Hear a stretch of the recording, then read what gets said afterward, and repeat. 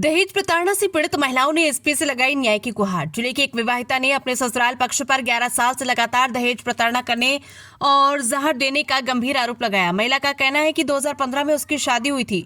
शादी के महज 15 दिन बाद ही ससुराल पक्ष ने दहेज की मांग शुरू कर दी। पिता द्वारा घरेलू सामान से लेकर नगद राशि बैंक खाते में ट्रांसफर करने के बावजूद प्रताड़ना थमी नहीं।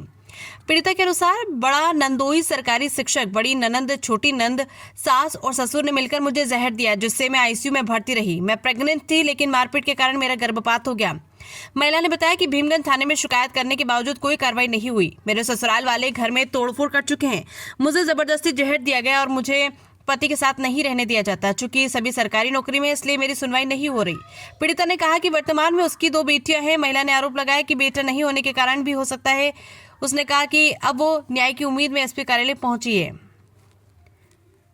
बिलवाड़ा से विजय भारद्वाज की रिपोर्ट।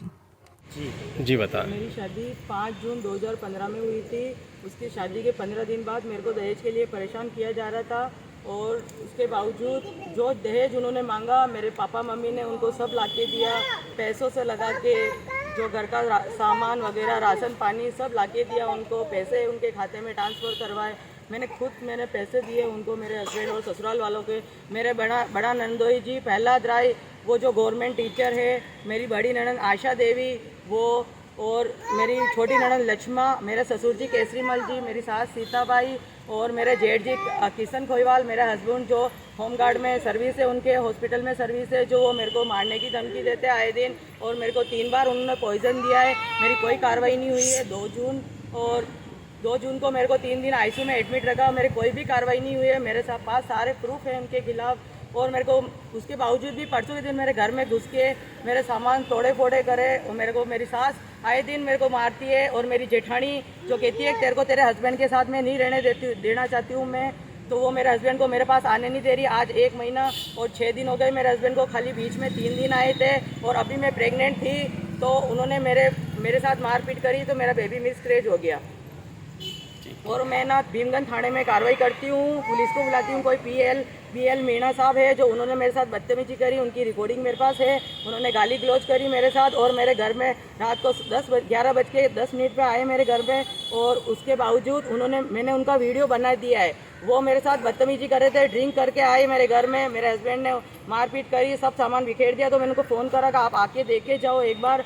तो उन्होंने कोई कार्रवाई नहीं सुनते। भीमगंज थाना वाला कोई कार्रवाई नहीं सुनता है। मैं वहाँ पे रिपोर्ट देती हूँ, ऑफलाइन भी देती हूँ, ऑनलाइन भी देती हूँ, तो भी मेरे पास कोई कार्रवाई नहीं आती है, न गाड़ी आती है। हमको बोलते हैं गाड़ी आएगी, आप मत जाओ। मैं एसपी साहब का नाम लेके वहाँ पे आती हूँ, तो मेरे को बोलते हैं कि हम किसी से नहीं डरते, तेरे को करना हो जो इसके पास जाके कर ले।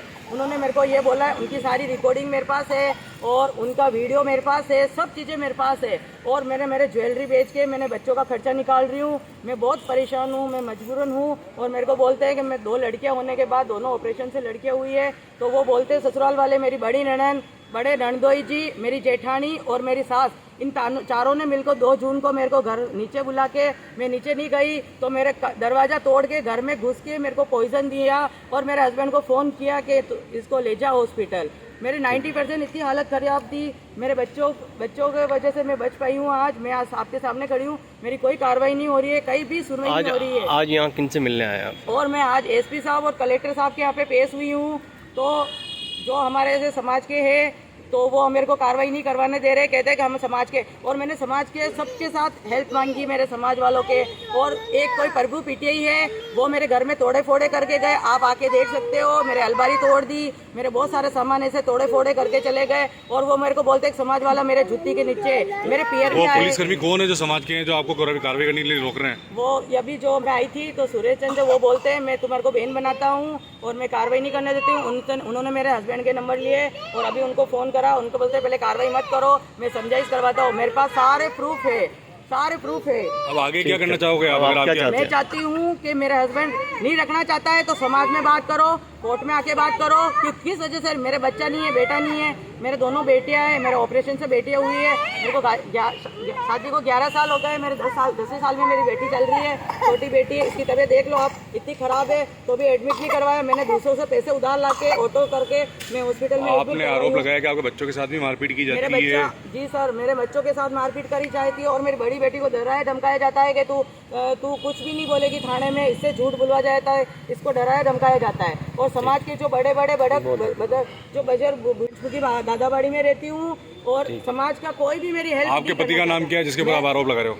मेरे पति का नाम अरुण खोईवाल है, जो होमगार्ड में है। अभी अशोक जी सेन के यहाँ पे तैनाव है उनके घर पे, तो उनकी धमकियां देता है अशोक जी सेन जी की कि तू तो ये तो पागल है, इसके तो तेरे को थाने में बंद करवा दूंगा, तेरे मम्मी पापा को मरवा दूंगा, ऐसी धमकियां देता है। तो मैं आगे कार्रवाई नहीं कर पाती हूँ, मैं कदम नहीं बढ़ा सकती हूँ। धन्यवाद।